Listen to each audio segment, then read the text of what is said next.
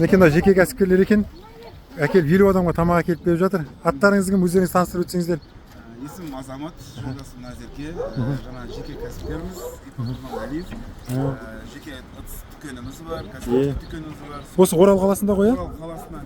Қапшық көтермесек те, әйтеуір осы тамақпен болса да қамтайық деген ниетпен бүгін 100 адамға тамақ таратып жатырмыз. Керемет, Алла разы болсын. Тағы да істеріміз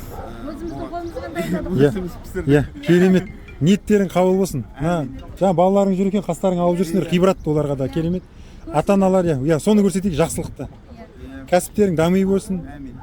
Қайырлы байлық, дәулет берсін. Сол байлықты, дәулетті осылай ізгі жолында, ізгіліктің жолында жұмсайтын мәрт жүрек берсін. Бақытты болыңдар. Кәдімгідей пособие 6, 7, 8 баланың пособиесін алатындай үлкен отбасы болыңдар. Рахмет. Өздерің сияқты бай жастарымыз көп болсын. Рахмет. Орал қаласының ішінде өзің қалада тұрасыңдар ғой, дүкендерің бар, сондай болып тұр ғой. Кәсіптерің берекелі, қайырлы болсын.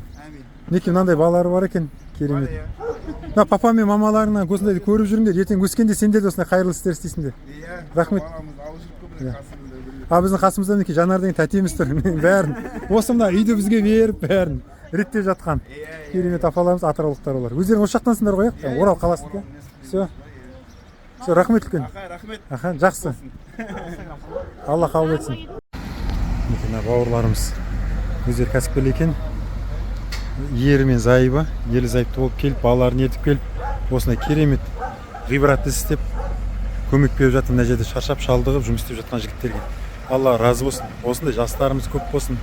Осындай бауырларымыз, осындай қазақтар, осындай отбасылар болған кезде біздің қазақ елі әлі қайда дамиды, біз әлі Европа, біз әлі керемет Германия, Жапония боламыз.